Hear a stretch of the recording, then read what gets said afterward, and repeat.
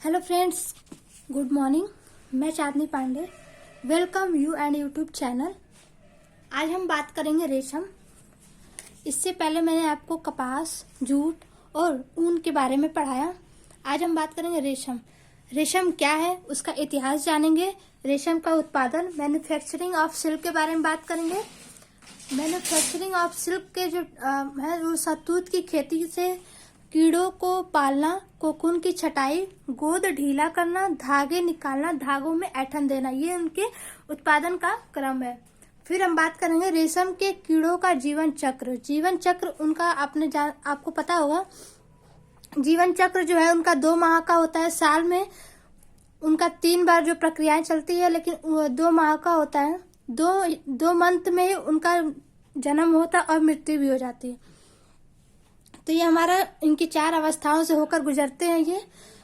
4th हमारा silk के प्रकार। सिल्क के प्रकार हमारे 2 तरह के है। उत्पत्ति रेशम, इसे हम इंग्लिश में कल्टीवेटेड कहते हैं, और स्वनिर्मित रेशम, इसे हम इंग्लिश में विल्ड सिल्क कहते हैं। उत्पत्ति रेशम जो है उसके भी 2 टाइप्स हैं। लपेटा हुआ रेशम, जिसे हम इंग्लिश में रिलेड सिल्क कहते हैं, और दूसरा है कता हुआ रेशम, जिसे हम स्पून सिल्क कहते हैं। ये तो रहा हमारा उत्पत्ति रेशम के टाइप्स। और अब हमारा स्वनिर्मित रेशम। स्वनिर्मित रेशम जो हमारा वो 3 टाइप्स के हैं। मूंगा रेशम, टसर रेशम, एरी रेशम। मूंगा इंग्लिश में भी हम इसे मूंगा ही कहते हैं, टसर को इंग्लिश में टसर ही कहते हैं, एरी को भी इंग्लिश में एरी कहते हैं। तो ये तो रहा हमारे कुछ शब्द जिसके बारे में आज हम बात करेंगे। आइए हम देखते हैं कि हमारा इतिहास क्या है। इतिहास के बारे में हम बता दें कि रेशम अपनी एक अलौकिक चमक और अलौकिक सुंदरता, अद्वितीय आकर्षण, कोमलता और मजबूती के कारण बहुत ही फेमस है। इसमें लचक बहुत अच्छी मात्रा में पाई जाती है। यह एक प्रोटीन रेशा है जो कि रानी कहलाने का गौरव प्राप्त है। यह एक प्रोटीन रेशा है, रेशम के कीड़े से प्राप्त होता है। यह एक प्रोटीन रेशा है जो रेशम के कीड़े से प्राप्त होता है। रेशम के कीड़े शहतूत की पत्तियों को खाकर जीते हैं, वह रेशम का उत्पादन करते हैं। रेशम के जो कीड़े होते हैं वह शहतूत की पत्तियां होती, उस पत्तियों को खाकर जीते हैं और रेशम का उत्पादन करते हैं। तो मैं आपको ये बता दूं कि रेशम जो हमारा चीन में इसका जन्म हुआ था, और लगभग 25 वर्ष पूर्व चीन में रेशम के धागे से वस्त्र निर्माण कार्य प्रारंभ हो गया था। रेशम के उत्पत्ति में इतिहास से संबंधित कई ऐसी प्रचलित कथाएं हैं कि दंत कथा के अनुसार एक दिन चीन की महारानी का नाम है सी लिंग ची अपने उद्यान में बैठी चाय पी रही थी। मतलब जहां वो बैठ के बालकनी में चाय पी रही थी, तभी उसने पेड़ पर लटके एक कोकून को देखा। कोकून एक मतलब एक कह सकते छोटी सी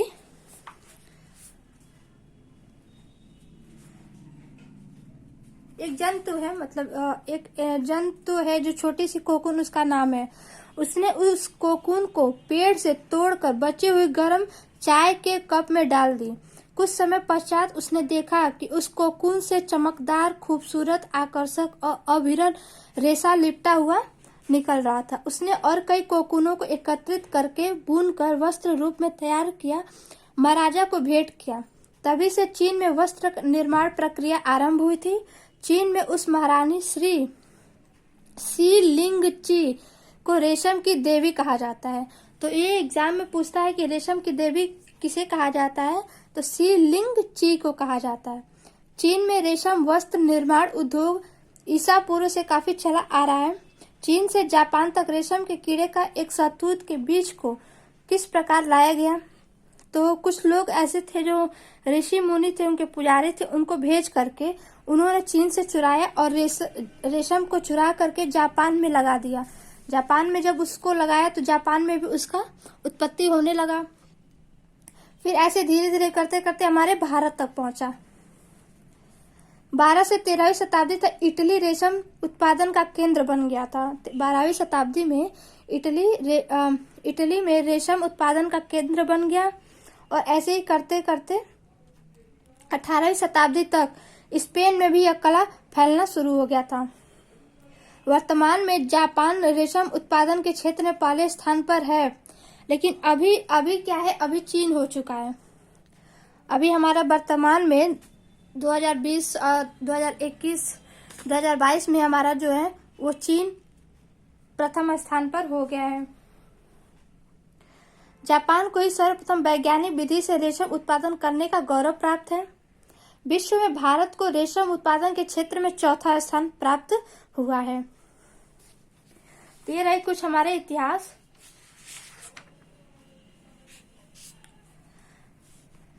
अब हम पढ़ेंगे रेशम का उत्पादन। तो रेशम के उत्पादन में हम ये बता दें कि रेशम के जो कीड़े होते हैं, उनके कीड़े के मुख्य ग्रंथियों से निकला लार, मतलब जो कीड़े के मुख से जो ग्रंथियां होती, उनसे जो लार निकलती हैं, उसी लार को हम रेशा कहते हैं। सूखने के बाद वो रेशे में परिवर्तन हो जाता है, तो वातावरणीय हवा से सूख कर रेशा बन जाता है।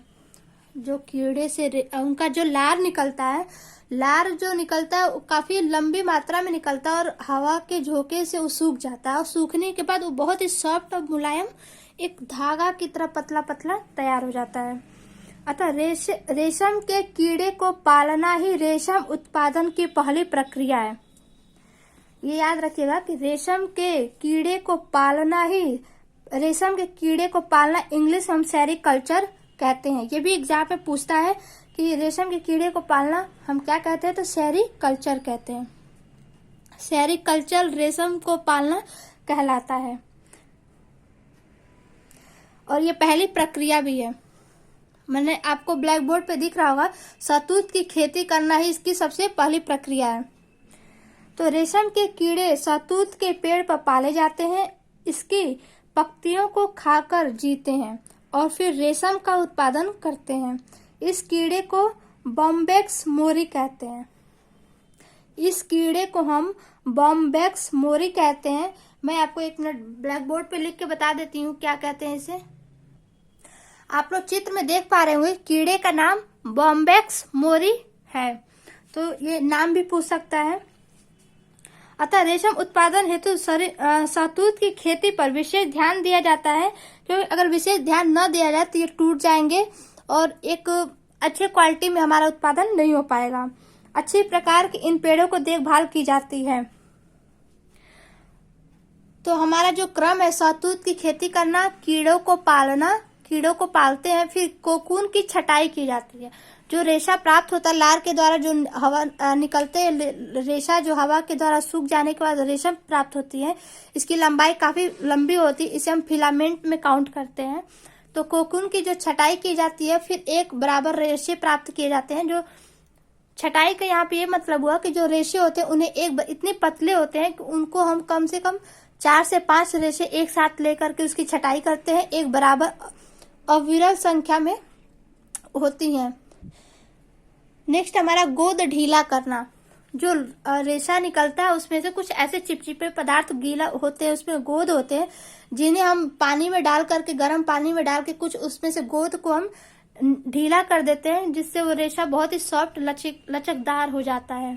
फिर धागे निकालने का यहाँ पे ये मतलब हुआ कि जो अविरल संख्या में कोकेन की छटाई करने पर जो रेशा प्राप्त हुआ है, उसे हम एक रील में चढ़ाते हैं, और काफी लंबी मात्रा 300 से ये 800 मीटर के आसपास होती हैं। तो ये काफी लंबी मात्रा में होने की वजह से हम इसे रील पे चढ़ाते हैं। रील पे चढ़ाने के बाद उसमें पूरे जो लास्ट में बचता है, जो टूट जाता है, तो उसे भी हम उसमें जोड़ करके उसमें चढ़ा देते हैं। फिर उसके बाद धागों में ऐठन देना। फिर उसके बाद हम धागों में ऐठन देते हैं। ऐठन देने से एक दूसरे में थोड़ी थोड़ी चिपक जाती है। नेक्स्ट हमारा रेशम के कीड़ों का जीवन चक्र। रेशम के कीड़ों का जीवन चक्र क्या है, इसके बारे में हम बात करेंगे। तो रेशम उत्पादन की यह पहली प्रक्रिया है जिसमें रेशम के कीड़े को पाला जाता है। रेशम के कीड़े को पालना सेरीकल्चर कहलाता है, मैंने आपको अभी बताया। रेशम के कीड़े का जीवन काल मात्र 2 माह का होता है। रेशम के कीड़े का जीवन चक्र जो होता है सिर्फ 2 माह का होता है। इसकी अल्प अवधि में ये 4 अवस्थाएं होती हैं। आप बोर्ड पे देख पा रहे हो कि 4 अवस्थाएं हैं। पहला है अंडा, दूसरा है लावा, दूसरा है लार्वा, तीसरा है प्यूपा और चौथा है कीड़ा। इसे इंग्लिश में हम एग, लार्वा और पुपा एंड चौथा है हमारा मोथ। इंग्लिश में हम इसे मोथ कहते हैं। आप लोग देख पा रहे होंगे, शायद स्पष्ट दिखाई दे रहा होगा। आइए हम देखते हैं कि अंडा, लार्वा, प्यूपा और कीड़ा है क्या, इसके बारे में हम चर्चा करते हैं। तो जो हमारा ये अंडा है, जैसा कि पूर्व में बताया जा चुका है कि रेशम के कीड़े का जीवन काल मात्र 2 माह का ही होता है। इनके अवस्थाएं भी 4 हैं। ये अवस्थाएं 4 एग्जाम में पूछती हैं, इसलिए इसे आप याद कर लीजिएगा। तो पहला हमारा अंडा। अंडा क्या है? पूर्ण आयु प्राप्त मादा कीड़े 3 दिन में ही अंडे देते हैं। ये जो हमारे शहतूत के जो कीड़े होते हैं, ये 3 दिन में ही हमारे अंडा दे देते हैं। अंडों को विशेष वस्त्र या कागज पर दिलाए जाते हैं। विशेष कागज पर इसलिए दिलाए जाते हैं कि उनका जो मुंह से जो लार निकलता है ना, वो टूटे ना, एक अच्छे मात्रा में एक पास हो, जिसे सुलझाने में, उसकी छटाई करने में आसानी हो। इन अंडों को हवादार, नमी युक्त, प्रकाशमय और ठंडे स्थानों में 12 से 15 दिनों तक रखा जाता है। 15 दिन के पश्चात अंडे लार्वा में बदल जाते हैं। याद रखिएगा कि जो हमारे कीड़े हैं, रेशम के जो कीड़े होते हैं, वो 3 दिन में ही अंडा देते हैं। अंडा देने के बाद उन्हें सुखाने के बाद वो तुरंत 12 से 15 दिनों में ही लार्वा देना शुरू कर देते हैं। तो ये लार्वा क्या है, इसके बारे में देखते हैं। लार्वा अवस्था में इनकी देखभाल काफी सावधानी पूर्वक की जाती है। प्रत्येक अंडे से 3 मिलीमीटर लंबा लार्वा निकलता है। प्रत्येक लार्वे से उसमें से एक लार निकलता है काफी लंबी मात्रा में, जिन्हें बांस की बनी गोल या चटाई ट्रे में रखा जाता है। इन्हें शहतूत की पत्तियां खाने को दी जाती हैं। इन्हें खाने के लिए शहतूत की पत्तियां दी जाती हैं। लार्वा बड़ी तेजी से पत्तियों को खाते हैं। लार्वा भी एक जीव है जो काफी छोटी ही मात्रा में होती है और इससे लार जो निकलती हैं और यही शहतूत की पत्तियां खाकर ये जीवित रहती हैं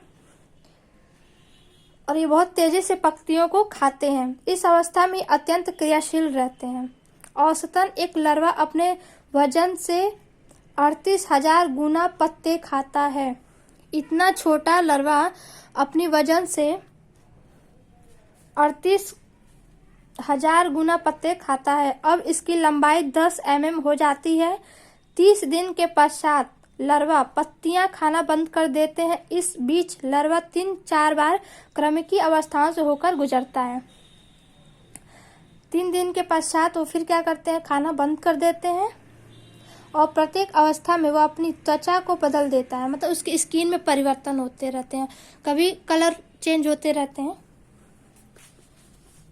और चौथी अवस्था में कीड़े के त्वचा का रंग स्लेटी से बदलकर गुलाबी हो जाता है। इसका आकार अंग्रेजी के 8 अक्षर जैसे हो जाता है। वह लगातार अपने सिर को झकझोरता है और देखता है कोकून बनाने के लिए तैयार है या नहीं। तो ये तो रहे हमारे कुछ लार्वा। अब हम बात करेंगे प्यूपा के बारे में। प्यूपा क्या है? इस अवस्था में कीड़े लगातार लार स्रावित करते हैं। उनके मुख के पास 2 ग्रंथियां होती हैं जिनके छिद्रों से तरल पदार्थ के रूप में बाहर निकलता है और इसे हम फाइब्रिन एवं दूसरा सेरिसिन नामक गोद के नाम से जानते हैं। इनके मुंह से जो लार निकलता है उसे हम सेरिसिन नामक गोद से जानते हैं। सेरिसिन नामक गोद, इसके बारे में एग्जाम में पूछा है, तो इसलिए आप ये नाम याद रखिएगा कि प्यूपा में जो गोद निकलता है उसे हम सेरिसिन कहते हैं। जो वातावरण हवा में सूख जाता है, सूखने के पश्चात ये आपस में सट जाती हैं। प्यूपा शीघ्रता से अपने शरीर पर लपेटते जाते हैं और 24 घंटे में ही कीड़े इतने अधिक स्रावित करते हैं कि वे स्वयं उसी से छिपकर अपने ऊपर सेरिसिन का सफेद कोट बना लेते हैं। मतलब जो गोद होता है उसे हम सेरिसिन कहते हैं। सेरिसिन का ये पूरे शरीर में अपने लपेट लेते हैं पूरे गोद को और एक अच्छा सा कोड बना लेते हैं जिसे हम 8 आकार में कहते हैं। 3-4 दिन में पूरा कोकून तैयार हो जाता है। कोकून बनने के पश्चात प्यूपा निष्क्रिय होकर सोते रहते हैं। रेशम की प्राप्ति इसी अवस्था में कोकूनों को एकत्रित कर लिया जाता है।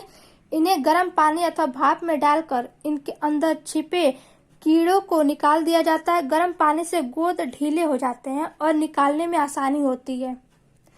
नेक्स्ट हमारा कीड़े।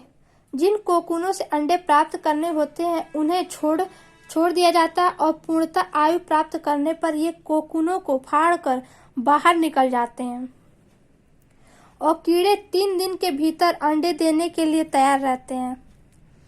इनकी प्रक्रियाएं ये हैं, पहले वो अंडा देता है, 3 दिन के अंदर में वो अंडा दिया। उसके बाद आपने देखा कि उसके बाद वो 12 से 15 दिन में लार्वा दिया। लार्वा के कुछ ही दिन बाद वो प्यूपा दिया। प्यूपा के बाद वो फिर प्यूपा के बाद हम क्या किए, उसे गर्म पानी में डाले और उसने रेशम को छोड़ा और उसके बाद से जो रेशम जो गोद है उसे छोड़ दिया। उसके बाद वो कीड़ा क्या हुआ, बाहर निकल गया। बाहर निकलने के बाद वो फिर कीड़ा कुछ ही दिनों बाद थोड़ा सा 1-2 दिन का हुआ, 2-3 तीसरे दिन वो फिर अंडा दे दिया। तो ये हमारी जो पूरी प्रक्रियाएं हैं ये हमारे 2 मंथ का है और 2 मंथ में ये पूरा अंडा देने से लेकर के रेशम देने का कार्य करता है। तो ये रेशम का उत्पादन भी कुछ इस तरह से क्रम वाइज है। जो 15 क्रम है मैंने अपने नोट्स में आपको दिए हैं क्रम, उस क्रम को एक बार जाके देखिएगा और याद कर लीजिएगा। तो इस तरह से वस्त्र को गोद हटा करके वस्त्र बनाना, वजन बढ़ाना, फिर ब्लीचिंग करना, रंगाई करना, छटाई करना, एक परिष्कृत सुंदर वस्त्र तैयार करना, इनकी सारी प्रक्रियाएं होती हैं।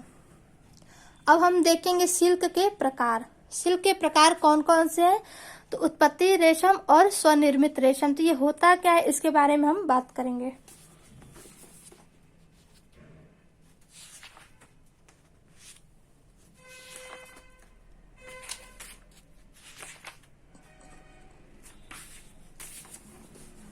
आइए हम बात करते हैं सिल्क। तो उत्पत्ति जो रेशम है कल्टीवेटेड, इसे इंग्लिश में हम कल्टीवेटेड कहते हैं। वह रेशम जो शहतूत के पेड़ पर पलने वाले कीड़े से प्राप्त होता है उसे हम उत्पत्ति रेशम कहते हैं। वह रेशम जो शहतूत के पेड़ पर पलने वाले कीड़े से प्राप्त होता है उसे हम उत्पत्ति रेशम कहते हैं। इन्हें व्यावसायिक स्तर पर अच्छी देखरेख और सुनियोजित ढंग से करने के लिए निरीक्षण में कोकूनों से रेशम की प्राप्ति की जाती है। उत्पत्ति रेशम अत्यंत कोमल, चिकने, चमकदार और आकर्षक होने के कारण ये उज्जवल या क्रीम रंगों में अलौकिक सुंदरता से परिपूर्ण होते हैं। ये 2 प्रकार के होते हैं, आप लोग बोर्ड में देख पा रहे होंगे कि ये 2 प्रकार के होते हैं। पहला लपेटा हुआ रेशम और दूसरा है कता हुआ रेशम। इसे इंग्लिश में हम रिलेट कहते हैं और इसे हम स्पून सिल्क कहते हैं। तो ये लपेटा हुआ रेशम क्या होता है? तो लपेटा हुआ रेशम लंबे रेशों से प्राप्त होता है जिन्हें हम फिलामेंट कहते हैं। आपको मैं ये भी बता दूं कि जो लंबे रेशे होते हैं चाहे जिससे भी प्राप्त हो उसे हम फिलामेंट कहते हैं और जो छोटे रेशे होते हैं उसे हम स्टेपल रेशा कहते हैं। ये भी एग्जाम में पूछता है कि स्टेपल रेशा किसे कहते हैं और फिलामेंट रेशा किसे कहते हैं। तो ये हमारा जो लपेटा हुआ रेशम है, रेशम को हमेशा हम फिलामेंट में ही नापते हैं। इनकी लंबाई 300 से 1800 मीटर तक होती है। ये जो लपेटा हुआ रेशम है ये उत्पत्ति रेशम है, इसकी लंबाई जो होती है 1300 से 1800 मीटर होती है। इनमें अत्यंत सुंदर और आकर्षक अलौकिक सुंदरता से परिपूर्ण वैभवशाली वस्त्र तैयार होते हैं। 3 से 8 कोकूनों के रेशम को एक साथ मिलाकर मशीन में लपेटकर लच्छियां बनाई जाती। इनमें ऐंठन बहुत कम होता है, इसलिए इनसे चिपकने मुलायम लचीले चमकदार हल्के वस्त्र तैयार होते हैं। दूसरा हमारा कता हुआ रेशम। तो कते हुए रेशम को दूसरा हमारा कता हुआ रेशम। इसे हम व्यर्थ रेशम भी कहते हैं, मतलब वेस्ट, जो कटा हुआ रेशम होता है इसे हम व्यर्थ रेशम भी कहते हैं, वेस्ट सिल्क भी कहते हैं। ये छोटे भी होते हैं और मोटे भी टूटे फूटे व्यर्थ रेशम से बनाया जाता है। जब कीड़े कोकून को फाड़कर बाहर निकलते हैं तो इन कोकूनों से प्राप्त रेशम के रेशे जो होते हैं छोटे छोटे टुकड़ों में थोड़ा टूट जाते हैं। अब रेशम है, अगर उसमें से कीड़ा निकलेगा तो थोड़ा बहुत तो टूटेगा ही ना, तो टूट करके जब बाहर निकलते हैं तो थोड़ा बहुत उसमें टूट जाता है। इन्हें कपास के रेशों की भांति कताई करके धागे का निर्माण किया जाता है। अत्यधिक ऐंठन दी जाती है। इसकी चमक कम होती है, इसलिए बहुत ज्यादा मतलब अच्छे कपड़े नहीं बनाते हैं। फिर दूसरा हमारा स्वनिर्मित रेशम, विल्ड सिल्क। ये विल्ड सिल्क क्या है? तो स्वनिर्मित रेशम को जंगली रेशम भी कहा जाता है, क्योंकि इसके कीड़े को व्यावसायिक स्तर पर सुरक्षित स्थानों पर नहीं पाला जाता है, बल्कि इनके कीड़े जंगलों में ओक, बबूल, आरंडी के पेड़ पर देखने को मिलता है। कीड़े भूरे रंग का लार स्रावित करते हैं। ये जो आपके स्वनिर्मित रेशम है, ये जो कीड़े होते हैं ना, ये भूरे रंग का लार स्रावित करते हैं। इस कारण भी भूरे रंग के होते हैं। रेशे थोड़े कड़े, मोटे, कम चमकीले और अनियमित आकार के होते हैं। कम चमक होते हुए भी इनकी मजबूती अधिक होती है। इनके भी 3 टाइप्स हैं। पहला है मूंगा, दूसरा है टसर और तीसरा है एरी। ये मूंगा, टसर, एरी क्या है इसके बारे में देखते हैं। पहला है मूंगा। इसके कीड़े पहला मूंगा है, तो इसके जो कीड़े होते हैं ओक के पेड़ पर पाए जाते हैं। कौन से पेड़ पे पाए जाते हैं? तो ओक नाम है इसका। ये ओक की पत्तियां खाकर जीते हैं।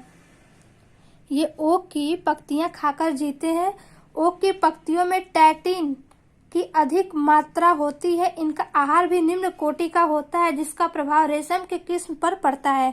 कीड़े के मुख छिद्रों से भूरे रंग का लार निकलता है, सूख कर रेशे बन जाते हैं और इस तरह से भूरे रंग प्राप्त होते हैं। ये आसाम में प्राप्त होता है मूंगा, और सुनहरा पीला रंग का होता है।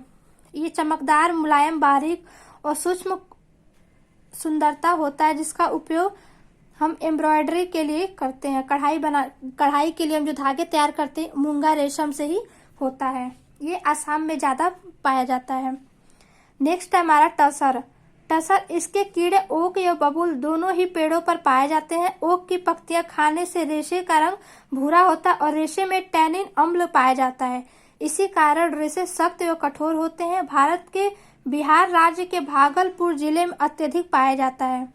ये जो हमारा टसर रेशम है, ये बिहार के भागलपुर जिले में अधिक मात्रा में पाई जाती है। तीसरा हमारा एरी आरंडी के पेड़ों पर पलने वाले कीड़े से प्राप्त होता है। आरंडी के पेड़ों पर पलने वाले जो कीड़े होते हैं उनसे एरी प्राप्त होता है। उसे हम एरी रेशम कहते हैं। ये बंगाल और आसाम में अधिक मात्रा में पाया जाता है। इसके रेशे अत्यंत कोमल, बारीक, चिकने, सूक्ष्म एवं चमकदार होते हैं। इसका रंग पीला होता है। इसका जो रेशा होता है काफी महीन होने के कारण सावधानी पूर्वक रील में लपेटा जाता है। तो ये रहे तो हमारे कुछ रेशम के टाइप्स। और इसके बारे में हम ये बता दें कि इसकी जो विशेषताएं हैं, भौतिक विशेषताएं और रासायनिक विशेषताएं के बारे में कुछ बात कर लेते हैं। इनकी विशेषताएं भी काफी अच्छी होती हैं। संगठन में इसको देखा जाए तो प्रोटीन एक रेशा है जो सेरिसिन नामक गोद है, उस सेरिसिन नामक गोद होता है। जो फाइब्रिन इसका प्रोटीन होता है। सूक्ष्मदर्शी रचना और चिकने कोमल अलग अलग रेशों से बना होता है। इसकी लंबाई 300 से 18 मीटर होती है। इसका रंग उज्जवल, क्रीम, पीला या भूरा, यही 3 रंग इसमें प्राप्त होते हैं। इसकी चमक अत्यधिक चमकदार, मजबूती सभी प्राकृतिक रेशों से अत्यधिक मजबूत होती है। फफूंदी और कीड़े कोई विशेष नहीं पड़ते हैं। प्रत्यास्थता अधिक पर ऊनी रेशों से कम होती है। प्रत्यास्थता का मतलब आपको मैंने पहले वीडियो में बताया है, फिर मैं बता दे रही हूँ कि प्रत्यास्थता का मतलब यही होता है कि हम किसी रेशे को खींचने पे फिर छोड़ने पे और पुनः उसी आकार में प्राप्त होना ही प्रत्यास्थता कहलाती है।